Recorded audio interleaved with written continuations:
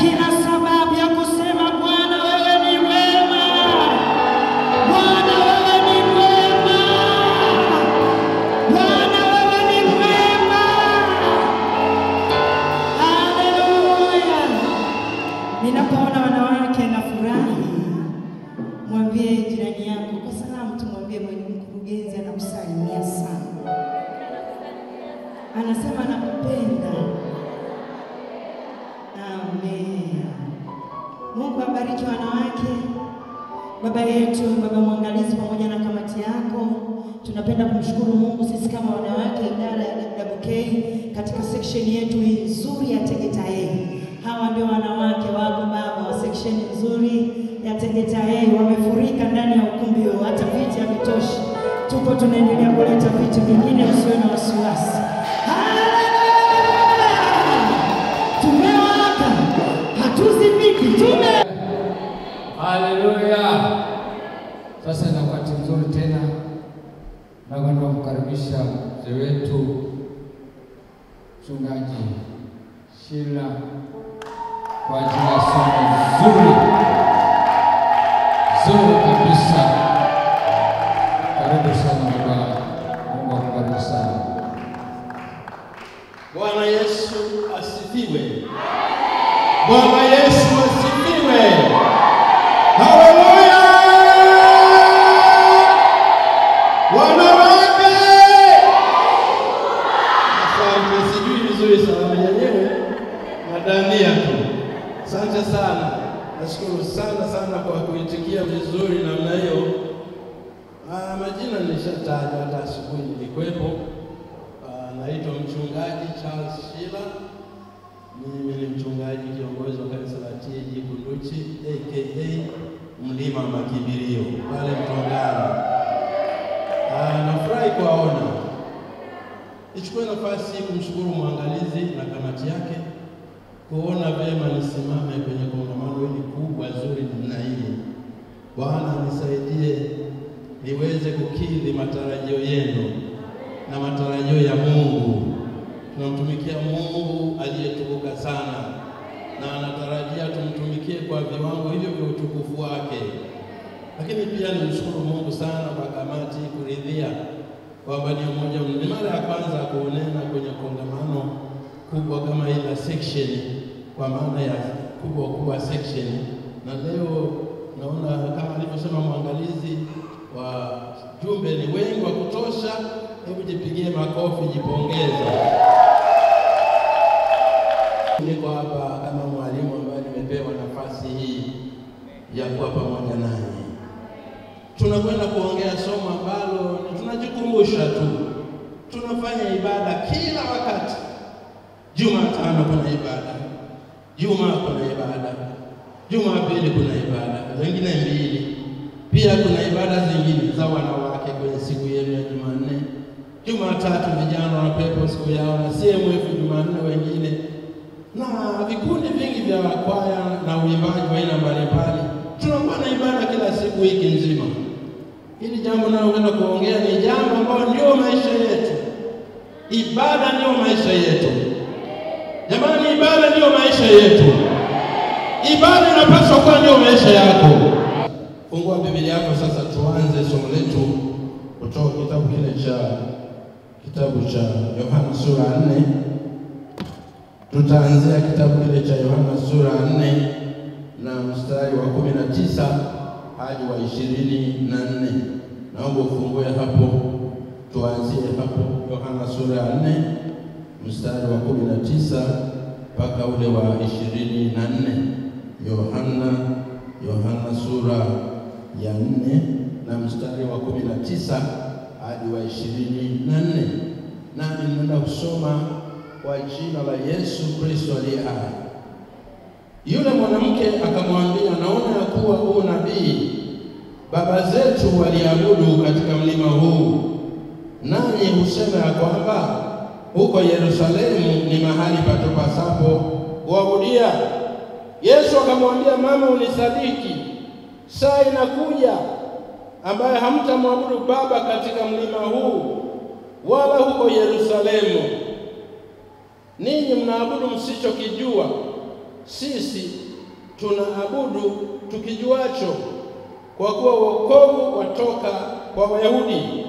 Lakini saa inakuja, nayo saa hiyo na saa ipo, ambayo waabudu halisi watamwabudu Baba katika roho na kweli, kwa maana Baba awatafuta watu kama hao wamwabudu.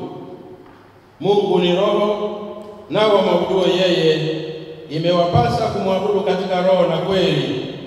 Yule mwanamke akamwambia, najua ya kuwa yuaja Masihi aitwaye Kristo, yeye atakapokuja atatufunulia mambo yote. Moyo wa ibada. Moyo wa ibada.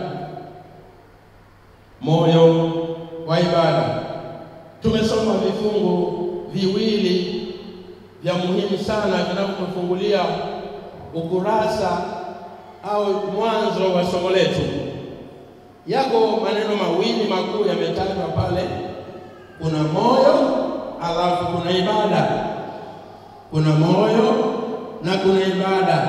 Ni maneno mawili yameunganishwa kwa lengo kuu muhimu sana na kutuwezesha kukumbuka ya kwamba ibada inaambatana na moyo moja kwa moja. Ibada inaambatana na moyo. Bila moyo ibada, au moyo ukiwa vibaya na ibada lazima iwe mbaya. Kwa hiyo kuna neno moyo na kuna neno ibada.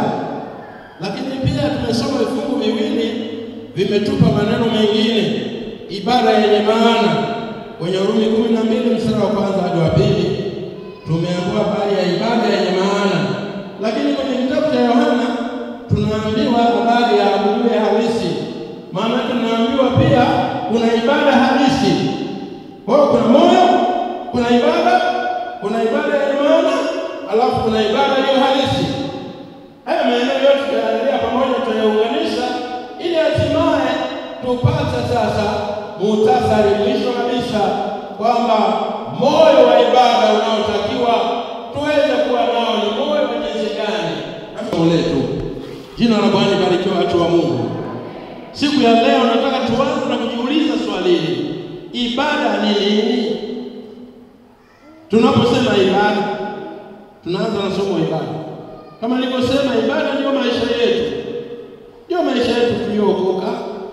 Yaani ukisikia maana ibada ndio maisha tunayoishi. Ninazo tafasiri mbili, lakini zinaweza kuwepo nyingi za upana mbalimbali, lakini mimi nataka nizingatie mbili. Ya kwanza, maana ya ibada. Ibada ni mtindo wetu wa maisha. Kisikia mtu anaambiwa mwabudu Mungu au msha Mungu ni mtu wa ibada. Msha Mungu ni mtu wa ibada. Sasa ibada ni nini? Ibada ni mtindo wetu wa maisha unaomuonyesha Mungu heshima. Mtindo wetu wa maisha unaoonyesha heshima mbele za Mungu, kumuonyesha anastahili kuabudiwa, muonyesha heshima kwa yeye ametukuka. Yeye peke yake ndiye anapaswa kuabudiwa. Kwa ibada ni mtindo wa maisha ambao unamuonyesha Mungu heshima kwa njia ya maneno yetu, kwa njia ya matendo yetu, na kwa njia ya mawazo ambayo yamejificha, lakini baadaye yanatokeza kwa njia ya maneno na kwa njia ya matendo. Kwa ibada ni mtindo wa maisha. Unaishi maisha ya aina gani? Yanayoonyesha unafanya ibada ya namna gani? Maisha unayoishi ni ibada.